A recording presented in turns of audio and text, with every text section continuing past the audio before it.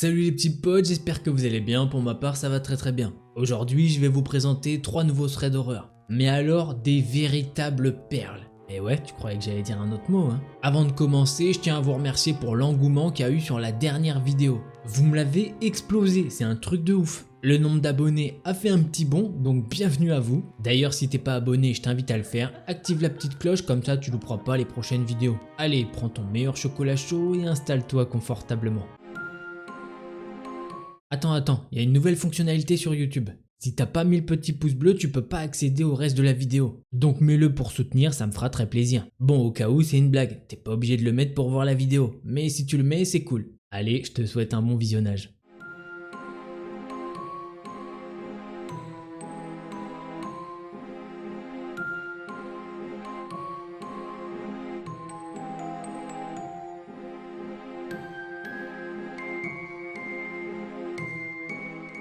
L'histoire que je vais vous raconter, c'est celle de John. Il a 22 ans, ça se passe aux États-Unis le soir d'Halloween. La journée de John commence à 14 h. Ouais, il se lève hyper tard. Il nous dit qu'il vit en décalage, genre il se couche à 4-5 h du mat, voire plus. Il vit toujours chez papa-maman, du coup il travaille pas à proprement parler. Vu qu'il travaille, mais différemment. Je vous fais pas un dessin, mais il vend des trucs un petit peu plus forts que ça.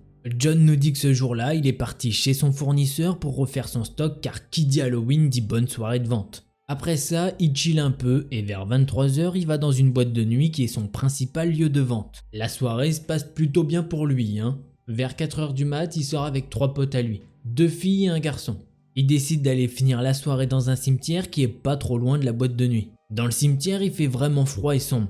C'est pas ultra éclairé et c'est creepy. Mais bon, c'est l'ambiance qu'ils veulent, c'est Halloween après tout. Après avoir marché un petit moment, John peut apercevoir un truc au loin. Il pense voir quelqu'un creuser une tombe. Et plus il se rapproche, moins il a de doutes, il y a bien quelqu'un qui creuse une tombe. Et en se rapprochant, il peut remarquer que le gars avait déjà creusé 2 autres tombes. Et le truc le plus troublant, c'est que le type, John il le connaît, c'était un ancien client à lui. Quand le gars les voit s'approcher, il se met à leur crier dessus. John rassure ses potes en leur disant qu'il connaît ce gars et qu'il ne leur fera pas de mal. John n'est plus qu'à quelques mètres quand il comprend que le mec bizarre qu'on va nommer Bob est en transe. John lui demande qu'est-ce qu'il fout là. Bob lui répond un truc incompréhensible. Il lui redemande ce qu'il fout et s'il va bien. Bob lui sort un charabia. Plus de doute possible, Bob est défoncé. Les potes de John commencent à avoir peur car Bob s'énerve et crie sur eux. John arrive tant bien que mal à comprendre ceci. Ils vont revenir d'entre les morts pour nous tuer, il faut les brûler avant que ça n'arrive. Là, les potes de John ils lui disent qu'il faut partir, que le gars est totalement fou et qu'il faut appeler la police. Le problème c'est que Bob il a beau être sous drogue, apparemment il a très bien entendu la discussion et il se met à braquer un pistolet sur le groupe. Une des filles se met à crier et pleurer, les autres essayent de la calmer tant bien que mal. Bob leur dit qu'ils vont devoir l'aider à creuser les tombes et que s'ils ne le font pas, il leur tirait dessus car de toute façon ils vont mourir de l'invasion de morts-vivants. Bob il tend sa pelle aux potes de John. Sous la pression, le gars se met à creuser. John il a un principe quand il fait son trafic en boîte, c'est de ne pas boire et de ne pas prendre de produits. Il veut pas se faire arnaquer et éviter tout embrouille. Du coup il essaye de réfléchir à une solution pour s'en tirer indemne. Bob est armé et vraiment instable. John a arrêté de lui vendre ses produits parce qu'il lui causait trop de soucis et qu'il payait pas ses doses. Le pote de John quant à lui est un peu éméché et il dit à Bob qu'il peut aller se faire voir avec son histoire de con, que c'est complètement débile de croire que les morts vont revenir à la vie. Bob y fait alors une crise de démence en criant des trucs complètement incohérents. Bob fait quelques mètres et va chercher un bidon d'essence qui était caché derrière une des 2 tombes déjà creusées. Il ouvre le bouchon et il se met à déverser le contenu dans les 2 tombes déjà creusées. Pendant ce temps-là, le pote de John il s'approche tout doucement de Bob et il le frappe violemment. Bob il se retourne et il tire en direction du pote de John et il le frôle de justesse, ce qui a pour conséquence de calmer tout le groupe de John.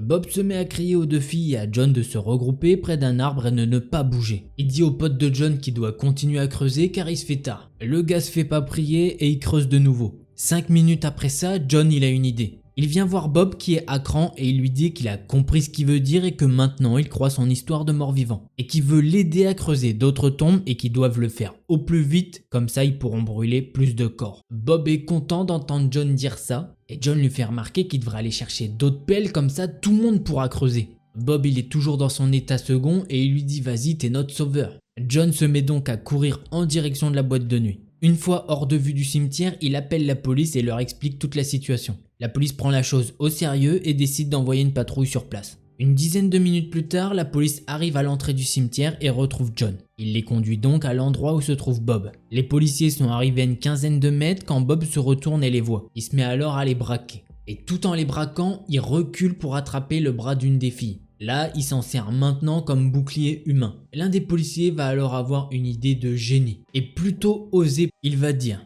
Bob, tu as raison, ils vont bientôt revenir à la vie, relâche la fille, nous devons tous travailler ensemble afin de les brûler. Nous sommes ici non pas pour t'arrêter, mais pour vous protéger au cas où il reviendra à la vie. Bob il va être encore plus confus qu'il ne l'est déjà. Il va relâcher la fille, elle s'écarte en vitesse et elle retourne près de l'arbre. Quand soudain l'agent de police va envoyer un coup de pistolet taser dans la jambe de Bob. Il tombe alors à la renverse et les agents de police vont instantanément vers lui. Comme il s'est pris un coup de pistolet taser, ça lui a fait lâcher l'arme et les policiers vont donc écarter cette arme au plus vite. Il est menotté et conduit immédiatement au poste de police. Un des officiers de police va aussi contrôler l'identité du groupe ainsi qu'une petite palpation.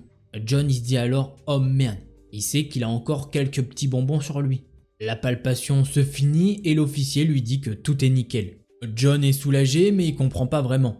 Une fois que l'officier est retourné à son véhicule, il fouille lui aussi ses poches et effectivement, il a plus son petit sac. John est sur le point de sortir du cimetière quand bingo, il tombe sur son petit sac qu'il avait fait tomber en courant pour appeler la police. Au moment où il nous raconte cette histoire, il a déménagé dans une toute autre ville. Il a un petit emploi qui paye bien moins que lorsqu'il vendait ses petits bonbons, mais il est heureux et en couple. Et c'est en très grande partie à cause de cette histoire qu'il a décidé de changer de vie. Bon, comme je vais essayer de vous l'expliquer gentiment, effectivement le gars prend des drogues dures. Donc pour lui c'est vraiment réel, va vraiment y avoir une invasion de zombies. Donc pour le coup il y a deux trucs où je me dis ah ouais quand même. John dans un premier temps qui va avoir la présence d'esprit d'aller appeler la police, alors que bon lui-même est un vendeur voilà. Donc normalement t'appelles pas vraiment la police. Et ensuite alors là je pense que c'est encore plus fou, un officier de police américain qui a réussi à faire de la psychologie inversée. Ce qui est plutôt pas mal parce que d'habitude on n'entend pas trop parler de ça. Enfin bref, j'ai bien aimé cette histoire, ça c'est sûr. Allez, on passe de suite à la seconde histoire.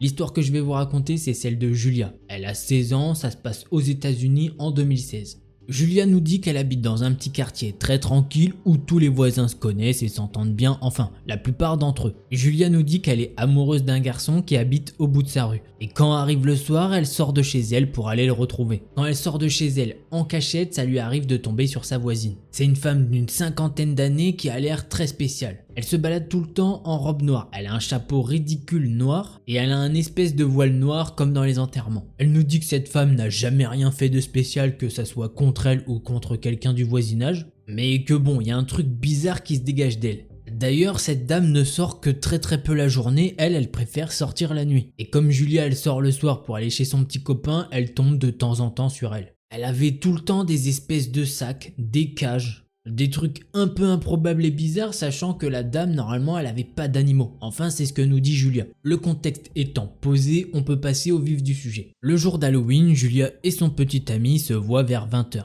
Mais les parents de Julia veulent qu'elle rentre à 23 h.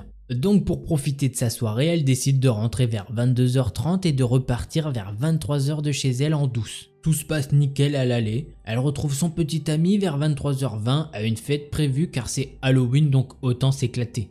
Julia consomme un peu d'alcool, elle boit 2-3 verres et nous dit qu'elle normalement elle tient plutôt bien l'alcool. Et que surtout elle décide de pas trop abuser. Par contre c'est pas du tout le cas de son copain, lui il boit à mort. Donc à un moment Julia elle voit que son petit ami est complètement déchiré. Elle décide de le ramener chez lui entre 1h30 du mat et 2h. Elle a réussi à le ramener chez lui tant bien que mal et maintenant elle doit rentrer dans sa propre maison. En arrivant chez elle, Julia entend des bruits qui viennent du jardin de la vieille folle. Puisque Julia pour rentrer chez elle, elle passe par la porte arrière qui est donc dans le jardin. Julia elle est curieuse et elle se rapproche délicatement de la clôture et là elle entend des paroles qu'elle ne comprend pas. C'est pas une langue qu'elle connaît, ça se rapproche plus d'un latin bizarre. Bref, elle se dit que la vieille d'à côté elle a fumé un peu trop de moquette et qu'elle doit se taper un délire. Sauf que là, il y a une tête qui dépasse de la clôture et regarde Julia dans les yeux. Julia elle a la peur de sa vie et elle court dans sa maison et elle ferme la porte à clé. Elle a tellement peur qu'il lui a fallu un bon petit 5 minutes pour se calmer. Au bout de quelques minutes, elle décide d'aller dans sa chambre.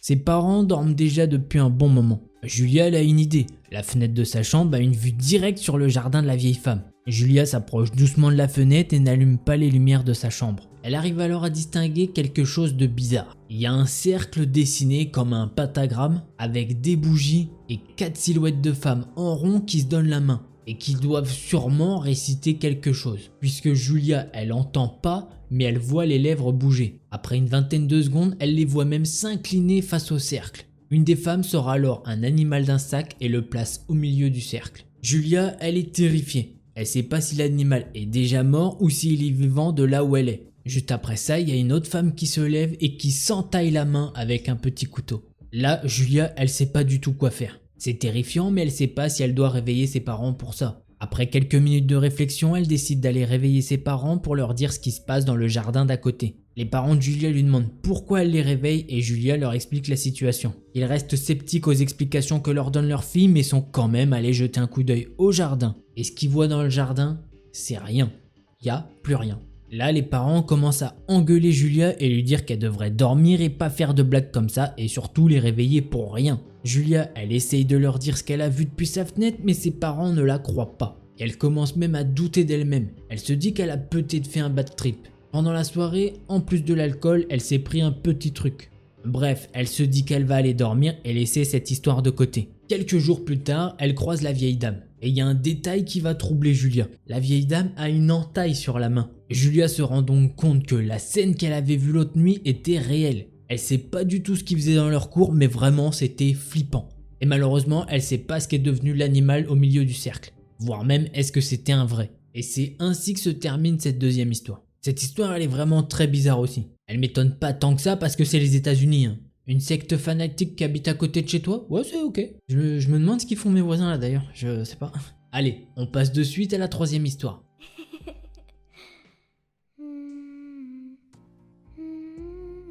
L'histoire que je vais vous raconter, c'est celle d'Alison et elle a 16 ans. Alison se décrit comme une jeune fille, assez belle, cheveux blonds, bouclés, assez grande, 1m70 pour son âge et 60 kg. Elle nous dit que son premier défaut qui la met assez mal à l'aise, c'est qu'elle est très naïve. Elle pense que tout est beau et rose autour d'elle. Son deuxième défaut, c'est qu'elle fait confiance à tout le monde. Une semaine avant Halloween, Alison et ses amis ont prévu de faire la tournée des maisons et d'aller ensuite à une fête d'un camarade de sa classe. Pour cette occasion, les amis sont allés faire les boutiques pour choper leurs meilleurs costumes. Alison a trouvé un costume de princesse qui est assez sexy et pour rendre le déguisement sympa pour Halloween, elle va mettre ses talents de maquillage à l'œuvre. Donc elle prend des prothèses de maquillage pour aller avec son déguisement. Après leurs achats, ses amis disent à Alison que ça va être un Halloween de malade et qu'ils vont cartonner à la fête prévue ce soir-là. Quelques jours plus tard, le jour d'Halloween. Alison se prépare, ça lui prend un certain temps mais elle trouve que les résultats est méga bien. Son maquillage est super stylé. Alison et ses amis se sont donné rendez-vous chez Maddie. Donc enfin prête, Alison décide de partir en direction de chez son amie. Quelques minutes après, Alison est arrivée chez son amie Maddie. Maddie, elle a l'habitude d'être tout le temps en retard sur tout ce qu'elle fait. Quand Alison arrive chez elle, Maddie est à moitié déguisée. Alison l'aide un peu avec son maquillage pour ne pas louper la tournée des bonbons. Quelques dizaines de minutes plus tard, tout le monde est là et prêt. Alison va de maison en maison. Elle passe de la voisine qu'elle connaît à des personnes qu'elle ne connaît pas du tout mais qui sont aux alentours de son quartier. À un moment, Alison et ses amis sonnent chez quelqu'un. Et là, un très bel homme en sort. Elle lui donne entre 22 et 27 ans. Brun, petite barbe et yeux bleus, assez grand, le type d'Alison. Là, le mec leur donne des bonbons et commence à discuter avec Alison.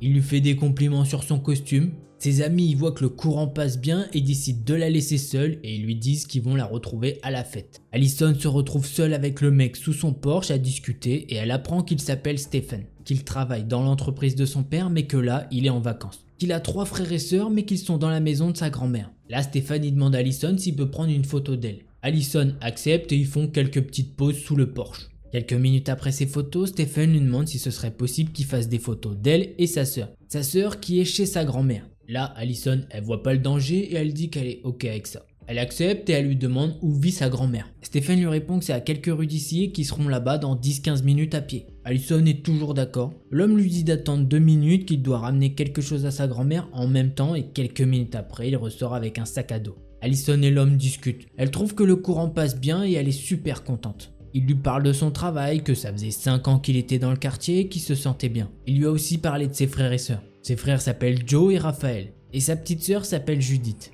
Joe a 13 ans, Raphaël 11 ans et Judith 14 ans. Quelques minutes après, ils empruntent des rues que Allison ne connaît pas du tout, et même des ruelles plutôt sombres, même s'il y a un peu de lumière quand même. Mais pour le moment, tout se passe relativement bien. Le mec lui dit qu'ils sont bientôt arrivés, qu'il leur reste à peu près 2 minutes de marche. Dans la rue qu'ils viennent d'emprunter, il n'y a personne. Mais Stephen, il lui dit que c'est un raccourci. Quelques mètres plus loin, l'homme lui dit qu'il a préparé un cadeau pour sa grand-mère et que là, il doit le sortir. Il fouille son sac et d'un coup, il met un chiffon sur la bouche d'Allison. Elle essaye de se débattre, mais elle se sent de plus en plus molle et elle finit par s'évanouir. Quelques temps après, Allison se réveille à l'hôpital, entourée de ses parents et de policiers. Allison comprend rien du tout à ce qui se passe et du pourquoi elle est à l'hôpital. Les parents d'Allison sont en pleurs et lui expliquent difficilement ce qui vient de se passer. Ce que ses parents vont lui dire, ça va lui glacer le sang. Apparemment, Allison était tombée sur un rabatteur de jeunes filles qui les revendait à la mafia et que la police surveillait cet homme depuis un moment et que là ils étaient actuellement en planque devant sa maison parce qu'ils le soupçonnaient dans pas mal d'affaires mais qu'ils avaient aucune preuve. Quand le gars a amené Allison, ils les ont suivis et quand il est passé à l'action, ils l'ont arrêté. À ce jour, cette pourriture est derrière les barreaux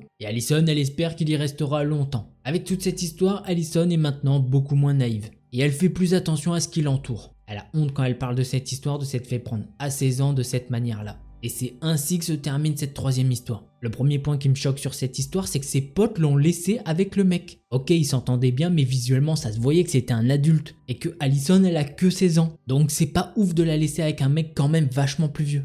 Donc bah pas merci à ses potes. Et dans sa malchance, on peut dire qu'elle a eu de la chance que les policiers étaient en planque pour essayer d'attraper ce gars. Parce que sinon on sait ce qui serait passé malheureusement. Voilà mes petits potes, c'est maintenant fini, j'espère que cette vidéo vous a plu. Si t'es pas abonné, je t'invite à le faire, active la petite cloche, comme ça t'es sûr de pas louper les prochaines vidéos. Si t'avais oublié de le mettre, le petit pouce bleu, ça aide énormément. Merci. Je vous fais des bisous, en attendant la prochaine vidéo, portez-vous bien, tchuss les petits potes.